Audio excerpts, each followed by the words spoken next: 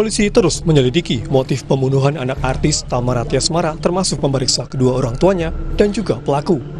Jumat 17 Februari 2024, tim psikologi forensik dari Biro SDM Polda Metro Jaya dan Asosiasi Psikologi Forensik memeriksa Tamara selama 3 jam terkait keseharian almarhum putranya, Raden Andante Khalif Pramudityo.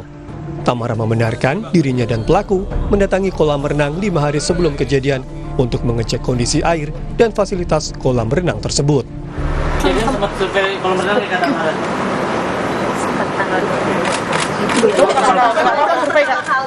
hal yang wajar untuk orang yang kenal aku. Jadi mau main playground aja, aku harus cek dulu playgroundnya bersih apa enggak. Jadi apalagi berenang, itu hal yang wajar sih. Orang dekat aku tahu aku seperti apa. Oh, memang itu hal kamu ya? Dan tes sakit aja, obatnya per berapa menit harus saya catat ya.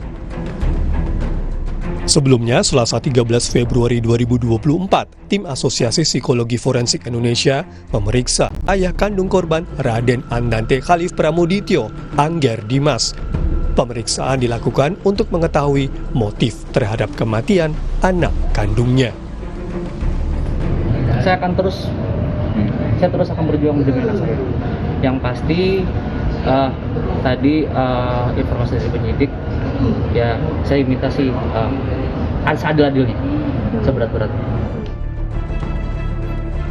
Senin 12 Februari 2024, polisi telah melakukan pemeriksaan psikologi forensik terhadap tersangka Yuda Irfandi hingga 2 kali untuk menyelidiki motif dari pembunuhan Dante. Tim Liputan Kompas TV, Jakarta.